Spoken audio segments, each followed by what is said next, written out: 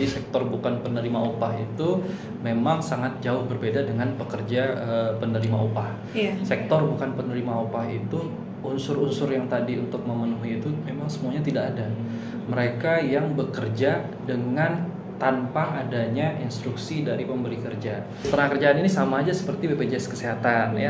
Jadi cukup dengan BPJS Kesehatan saja, nggak perlu lagi daftar BPJS Ketenagakerjaan, dan itu sebenarnya yang salah informasi yang didapat. Karena BPJS Ketenagakerjaan itu sangat berbeda. Manfaatnya adalah kalau kesehatan itu adalah jaminan kesehatan. Sedangkan kita jaminan sosial, rasa aman, perlindungan atau kepastian ketika terjadinya hilangnya tulang punggung keluarga.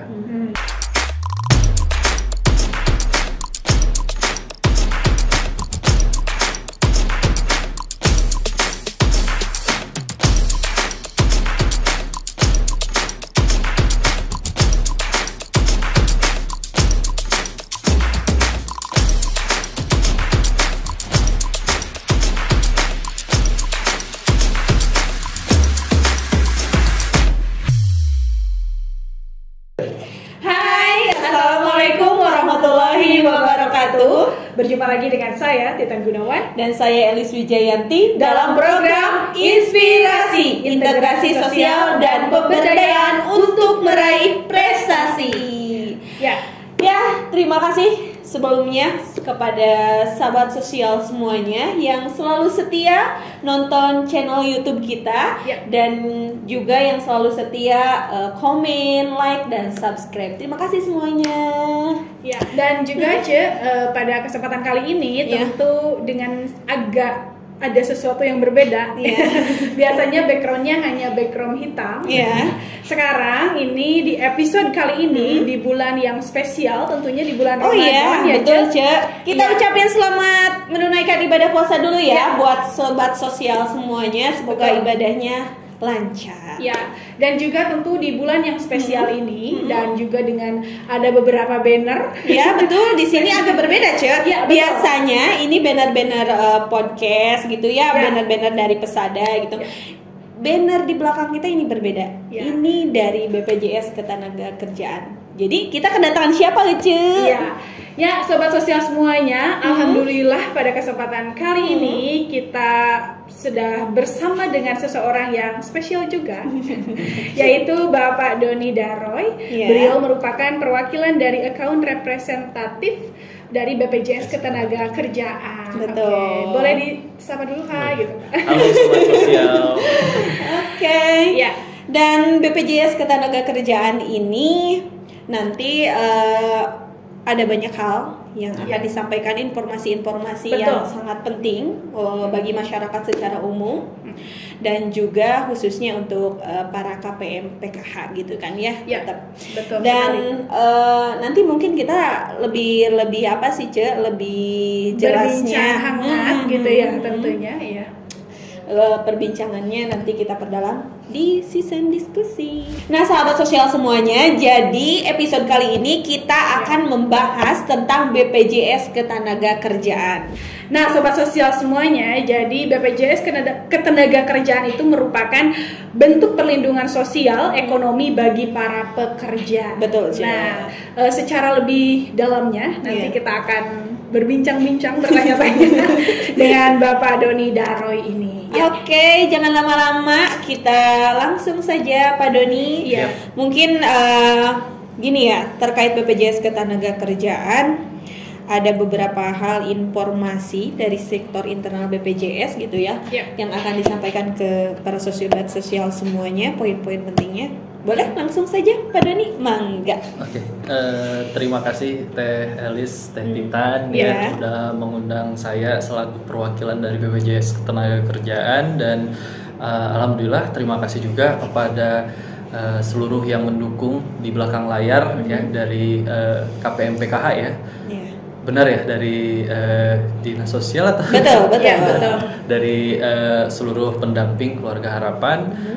Terima kasih atas supportnya, dan alhamdulillah kita bertemu di ruangan studio yang berbahagia ini, dan saya selaku perwakilan dari BPJS Ketenagakerjaan di sini mewakili dari kantor cabang Banjar. Okay. Itu kebetulan memang BPJS Ketenagakerjaan memiliki wilayah langsung 3 kabupaten kota. Ada Banjar sendiri, Kabupaten Ciamis, dan juga Kabupaten Pangandaran. Jadi kita mengayomi atau memiliki wilayah kerja di 3 kabupaten kota. Dan alhamdulillah Kabupaten Ciamis di sini sudah mensupport untuk BPJS Ketenagakerjaan, memberikan informasi khususnya kepada keluarga harapan dan juga masyarakat khususnya di Kabupaten Ciamis. Mungkin itu sedikit pengantar. Oke. Saya mau bertanya nih Pak, ini kan BPJS Ketenagakerjaan itu sebetulnya untuk para pekerja atau untuk siapa aja nih yang bisa terdaftar menjadi BPJS Ketenagakerjaan? Soalnya kan selama ini ya kita identiknya itu BPJS Ketenagakerjaan itu ya pasti disebutnya itu bukan nasabah apa ya? Yang penerima upah gitu kan yang penerima upah secara formal gitu kan? Secara formal gitu. Nah sebetulnya ini Pak Doni itu seperti apa sih BPJS Ketenagakerjaan itu cakupannya? BPJS Ketenagakerjaan itu jelas di situ kan memberikan perlindungan jaminan sosial kepada seluruh masyarakat Indonesia, khususnya pekerja. Nah tetapi dalam sektornya BPJS Ketenagakerjaan itu sebenarnya memiliki 3. Ada 3 dan bahkan ada 4 sebenarnya. Yang pertama adalah sektor penerima upah, Yang kedua adalah sektor bukan penerima upah. Yang ketiga ada sektor jasa konstruksi, dan yang keempat itu pekerja migran Indonesia atau dulunya kita sebut TKI. Nah, jadi ada 4 sektor nih sebenarnya yang kita lindungi melalui program perlindungan jaminan sosial negara. Kita dari amanat undang-undang memberikan perlindungan yang sudah paling familiar mungkin di sini adalah pekerja penerima upah. Pekerja penerima upah ini ada unsur yang harus dipenuhi. Yang pertama mungkin mereka yang memiliki imbal jasa, baik itu yang menginstruksikan mereka bekerja sebuah lembaga atau sebuah perusahaan swasta. Nah, pekerja penerima upah ini mereka pasti menerima gaji setiap bulan, dan ada bosnya lah, ada pemberi kerjanya, sehingga mereka masuk ke dalam sektor penerima upah. Sedangkan banyak sekali yang belum memahami dari 3 sektor yang lain yang tadi. Yang pertama adalah sektor bukan penerima upah, juga ada sektor jasa konstruksi, ada sektor pekerja migran Indonesia. Jadi yang legal, pekerja migran Indonesia ini, yang legal khususnya itu sebenarnya juga dilindungi selama mereka di penempatan di sebelum berangkat sampai mereka di luar negeri, misalnya di Hong Kong gitu ya. Terus ketika mereka kembali lagi dengan kontrak misalnya paling lama 1 tahun atau paling sebentar itu biasanya 6 bulan. Nah, itu mereka dilindungi dengan jaminan-jaminan yang ada tertuang dalam peraturan pemerintah, bahkan undang-undang juga ada. Jadi kita polisnya itu peraturan pemerintah. Nah, sedangkan sektor jasa konstruksi juga banyak yang belum memahami. Kadang mereka melakukan pendaftaran itu ketika pekerjaan konstruksinya sudah selesai. Nah, sehingga manfaatnya juga tidak didapat dengan sempurna gitu ya. Nah, yang mungkin saat ini kita perlu membahas dan sangat penting untuk tema kali ini ya, karena kita di PKH gitu ya, adalah sektor bukan penerima upah. Jadi sektor bukan penerima upah itu memang sangat jauh berbeda dengan pekerja penerima upah. Sektor bukan penerima upah itu unsur-unsur yang tadi untuk memenuhi itu memang semuanya tidak ada. Mereka yang bekerja dengan tanpa adanya instruksi dari pemberi kerja. Bahkan mereka tidak ada upah yang tetap. Artinya mereka seperti misalnya petani saja contoh ya. Petani itu harus menunggu beberapa bulan setelah mereka panen baru bisa dijadikan uang. Nah, uang itulah yang dijadikan penghasilan, dan itu belum tentu uang itu dengan jumlah yang sama setiap bulannya gitu ya. Jadi itu yang disebut bukan penerima upah. Jadi tidak ada unsur imbal jasa, tidak ada unsur instruksi pemberi kerja ataupun penerima upah. Nah, sektor-sektor ini sangat banyak sekali. Bahkan di Indonesia ini baru sedikit yang mendaftarkan ke BPJS Ketenagakerjaan. Di Ciamis sendiri, Banjar dan juga Pangandaran itu seluruh petani bahkan banyak sekali yang belum mendaftarkan ke BPJS Ketenagakerjaan. Ya, berarti memang kurang informasi, mungkin informasinya belum tersampaikan dengan ini ya Pak ya. Makanya bersyukur sekali ya kita ini juga bisa mengundang dari BPJS Ketenagakerjaan karena ini juga nyambung nih Pak dengan PKH atau Program Keluarga Harapan. Mengingat juga kan KPM PKH itu suaminya itu kebanyakannya itu kan petani, pedagang, pekerja informal gitu Pak, seperti ya petani yang tadi yang disebutkan. Dan ini juga sebetulnya patut juga untuk diketahui gitu supaya bisa memberikan manfaat juga atau jaminan untuk mereka gitu ya. Begitu ya Pak, atau bagaimana? Iya. Dari segi sektornya memang pekerja yang bukan penerima upah ini sebagai tulang punggung keluarga. Betul. Dari penerima bantuan atau penerima manfaat dari Keluarga Harapan. Dan kebanyakan mereka yang istrinya juga sebagai ibu rumah tangga atau pembantu di pekerja rumah tangga, itu juga tergolong dalam pekerja bukan penerima upah. Nah, sebenarnya kalau kita ngomong sektornya, masyarakat ya, sobat sosial udah tahu sebenarnya apa itu bukan penerima upah, tapi manfaatnya yang belum terinformasikan sepenuhnya. Kadang ada yang menjawab BPJS Ketenagakerjaan ini sama aja seperti BPJS Kesehatan ya. Jadi cukup dengan BPJS Kesehatan saja, nggak perlu lagi daftar BPJS Ketenagakerjaan, dan itu sebenarnya yang salah informasi yang didapat. Karena BPJS Ketenagakerjaan itu sangat berbeda. Manfaatnya adalah kalau kesehatan itu adalah jaminan kesehatan. Sedangkan kita jaminan sosial, rasa aman, perlindungan atau kepastian ketika terjadinya hilangnya tulang punggung keluarga. Nah, itu yang menjadi satu satu dinamika di dalam golongan masyarakat di Indonesia. Ketika kita bahas golongan, itu dalam undang-undang juga sudah ada. Kalau golongan masyarakat Indonesia itu disebut dengan pekerja miskin, pekerja rentan, dan sejahtera. Nah, ketika kita ngomong bukan penerima upah, ini sangat erat sekali dengan tiga golongan ini. Ya, kalau kita ngomong soal pekerja penerima upah, biasanya kalau enggak di rentan ke arah sejahtera, ya mereka sudah sejahtera, ya. Tetapi kalau kita ngomong bukan penerima upah, mereka ada di dua golongan yang pertama. Yang pertama adalah pekerja miskin, dan juga yang kedua pekerja rentan. Pekerja rentan artinya apa?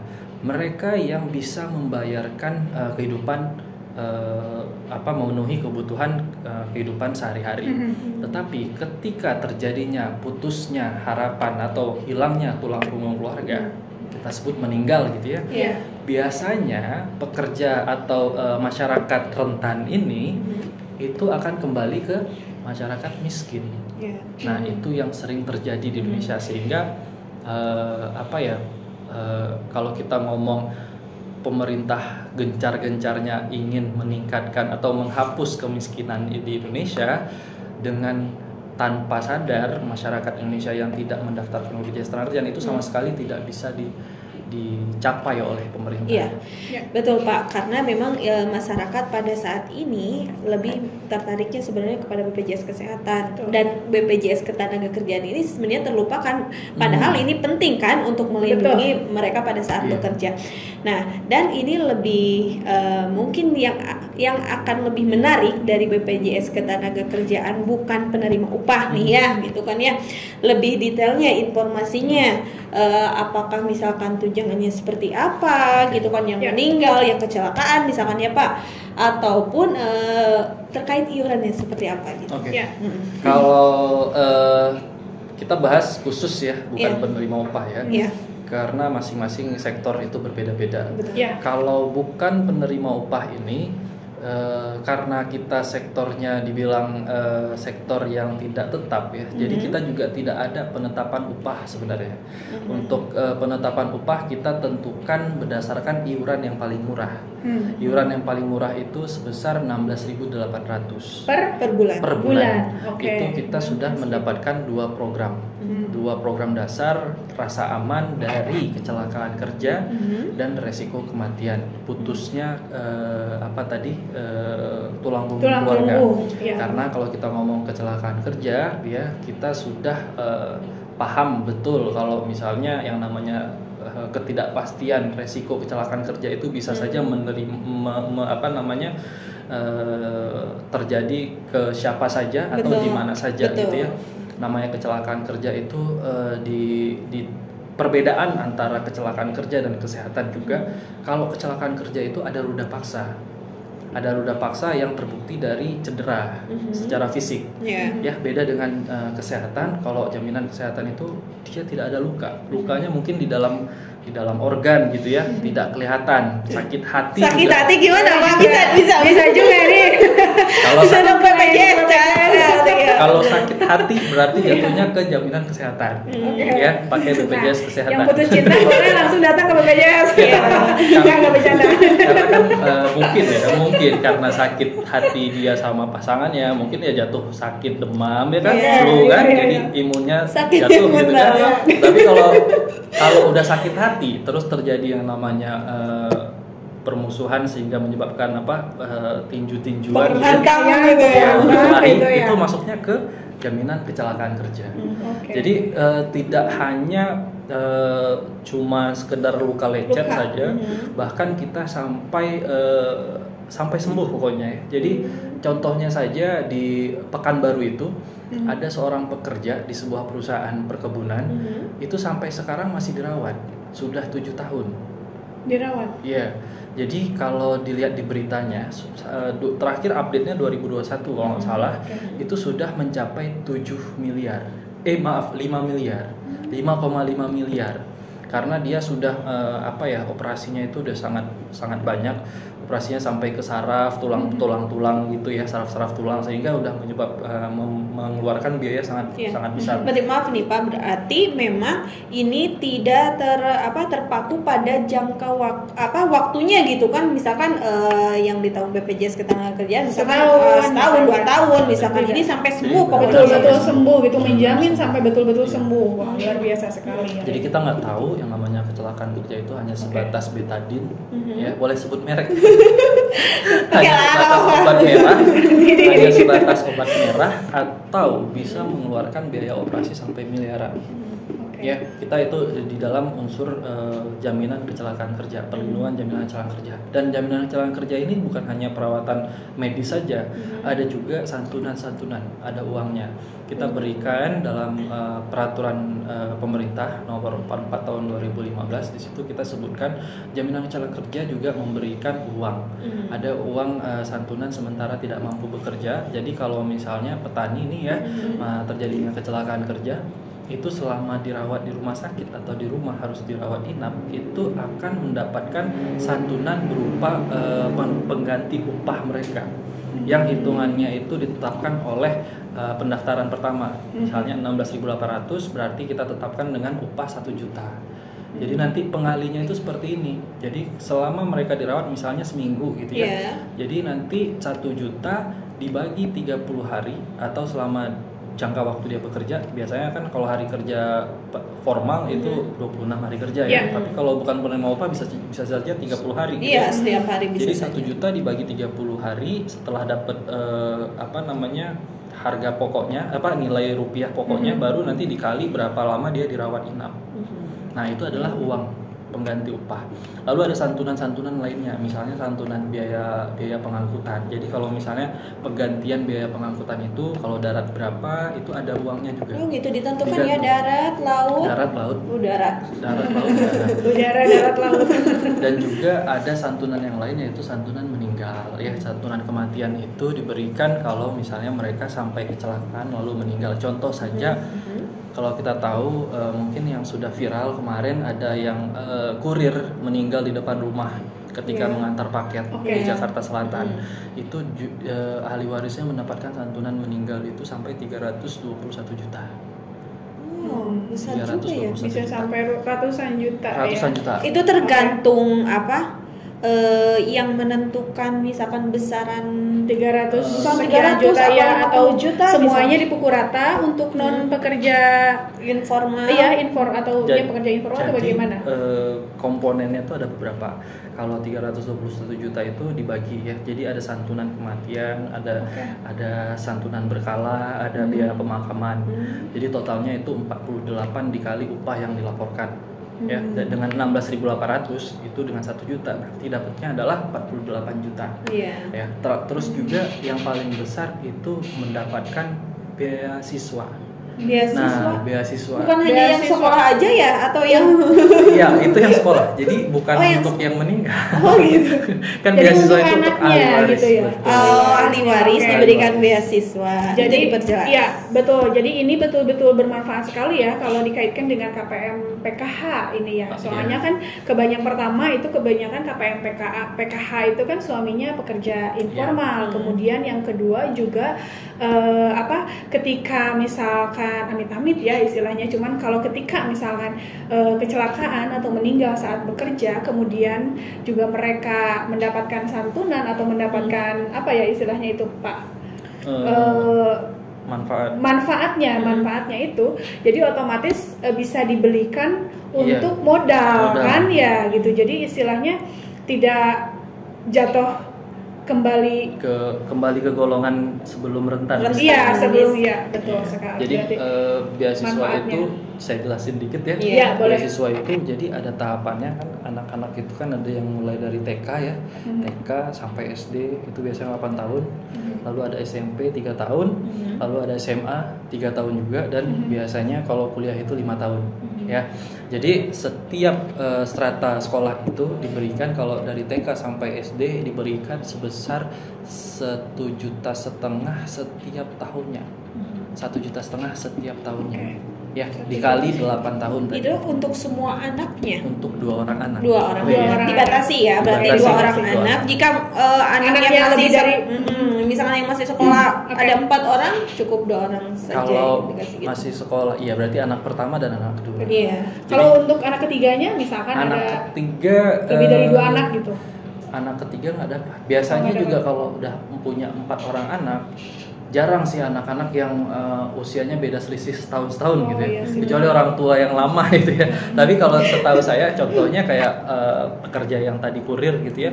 Itu ada yang satu sudah mau masuk kuliah, satu lagi baru memang masih SD. Jadi nggak semuanya masuk ke dalam maksimal manfaatnya itu didapat, karena biasanya anak-anak itu kan sangat jarang sekali ya ada 2 balita yang masih jadi ahli waris gitu ya ketika suaminya meninggal. Walaupun memang kadang ada juga yang memang masih balita belum masuk sekolah dua-duanya. Kalau belum masuk sekolah dua-duanya berarti manfaatnya ya maksimal dapatnya. Dari TK dapat sampai SD, dari SMP 3 tahun dapat 2 juta setiap tahunnya, dari SMA dapat 3 juta setiap tahunnya, dan sampai kuliah itu 5 tahun dapat setiap tahunnya sebesar 12 juta. Nah, besar juga ya. Besar. Jadi itu sudah itu di luar lagi santunan yang lain yang tadi untuk modal usaha tadi misalnya kayak 48 kali gaji itu di luar itu. Jadi di luar santunan yang diterima. Jadi banyak banget ya, ada santunannya, ada beasiswanya, ada jaminan secara apa sih? Santunan ya untuknya, santunan ketika sudah manfaat ya disebutnya itu apa Pak? Manfaat ya, manfaat santunannya. Santunan kita sebutnya. Santunan. Kita berikan santunan. Iya. Santunannya oke. Dan ada juga gini yang bilang kan katanya kalau daftar BPJS Ketenagakerjaan yang non upah ini kan katanya seolah-olah daftar mau meninggal gitu kan karena kan seolah-olah mempersiapkan untuk seperti itu gitu. Ketika terjadi hal yang tidak diinginkan, tapi justru bukan seperti itu konotasinya, jadi positif gitu kan, banyak banget manfaatnya karena kan itu tadi celaka nggak ada yang tahu, ya juga kita nggak ada yang tahu kan, jadi lebih baik dipersiapkan. Iya. Minimal bisa memberikan rasa aman lah ya. Betul. Bisa memberikan rasa aman gitu istilahnya. Nah itu Pak, mungkin juga di sini Sobat Sosial atau KPM PKH juga belum ada yang tahu nih cara mendaftarnya ataupun prosedurnya itu seperti apa sih Pak? Prosedurnya sangat mudah sekali, sebenarnya cukup 5 menit aja untuk melakukan pendaftaran itu. Dan kita sudah mengembangkan sangat banyak kanal-kanal pendaftaran. Mungkin yang paling dasar dulu ya, kita punya 321 kantor cabang yang tersebar di Indonesia, kabupaten kota. Dari 321 cabang itu bisa didatangin masing-masing kantor, membawa KTP saja, hanya KTP dengan data-data yang mungkin dia miliki seperti buku tabungan, punya nomor HP dan email, itu semuanya nanti dijelaskan di kantor. Kepala keluarga atau bebas? Kita hanya melindungi hanya pekerja. Jadi bedanya dengan BPJS Kesehatan itu, kalau BPJS Kesehatan harus seluruh dalam anggota keluarga, tapi kalau BPJS Ketenagakerjaan hanya melindungi satu pekerja saja. Kecuali kalau memang suami istri bekerja sama-sama. Itu gimana kalau itu boleh, berarti dua-duanya. Kalau anaknya ikut bekerja juga didaftarkan. Jadi tidak anak itu kita usia yang boleh didaftarkan itu usia minimal ya, itu batas usia minimal kita sebut ya 13 tahun. Oh, 13 tahun udah bisa. Sudah bisa. Kirain 17 tahun gitu. 13 tahun biasanya bekerja ya mungkin dari SMP kali ya. Terus juga batas maksimal itu 65 tahun. Tetapi kalau untuk yang usia 65 tahun artinya pada saat pendaftaran saja. Sedangkan kalau misalnya dia baru datang ke kantor dengan usia 64 atau 59, dia datang ke kantor dan bekerja sampai 10 tahun kemudian udah mencapai 65 ke atas, itu masih boleh membayarkan. Tetapi untuk mendaftarkan pertama saja itu batasnya 65. Jadi kalau untuk pembayaran iuran tidak ada batasnya, mau usia 70, 75. Kalau dia asalkan dia sudah terdaftar sebelum 65 tahun. Jadi batas pendaftaran itu usia 65 tahun, minimal 13 tahun ya. Dan juga sebenarnya nggak hanya di 13 tahun. Karena ada juga yang kita sebut siswa atau mahasiswa kerja praktek. Nah, sebenarnya mahasiswa ini memang tidak, atau siswa ini tidak masuk dalam kategori pekerja, tetapi biasanya mereka ditempatkan di dunia kerja, di industri kah atau di dinas ya, di kantor-kantor. Dan biasanya kalau sudah mereka ditempatkan seperti itu, mereka disebut sebenarnya pekerja. Ada faktor resiko yang sama dengan pekerja penerima upah. Jadi mereka bisa didaftarkan dalam bukan penerima upah. Jadi dalam bentuk mereka pekerja informal, didaftarkan karena ada resiko itu, disebut dengan pekerja minat bakat. Bisa didaftarkan juga ya. Ada juga untuk pendaftarannya juga kita tidak hanya di kantor cabang jadi bisa didaftarkan melalui kanal pendaftaran, ada di website kita www.bpjsketenagakerjaan.go.id atau melalui aplikasi mobile kita yang namanya JMO. Jam Sostek Mobile. Jimo biasanya kita bilangnya Jimo. Atau melalui kanal-kanal pendaftaran yang lain, misalnya kayak kantor pos, pegadaian, atau juga melalui bank-bank ya, itu juga bisa. Atau kita juga ada kanal-kanal keagenan kita melalui Perisai. Perisai itu penggerak jaminan sosial yang juga tersebar di seluruh elemen masyarakat. Oke, berarti banyak juga ya yang memfasilitasi untuk pendaftaran dari BPJS Ketenagakerjaan. Jadi tidak ada alasan untuk misalkan susah daftarnya, misalkan jauh kantornya dan lain sebagainya. Jadi dipermudah ya Pak ya? Bisa lah dipermudah, salah satunya lewat online juga ya. Nah untuk itu Pak, selanjutnya untuk teknik apa ya sebetulnya iuran atau pembayarannya yang setiap bulannya gitu. Nah itu gimana nih Pak? Jadi kalau pembayaran iurannya kita misalnya bulan berjalan ya, di bulan berjalan bulan kedua, kita sebut bulan kedua.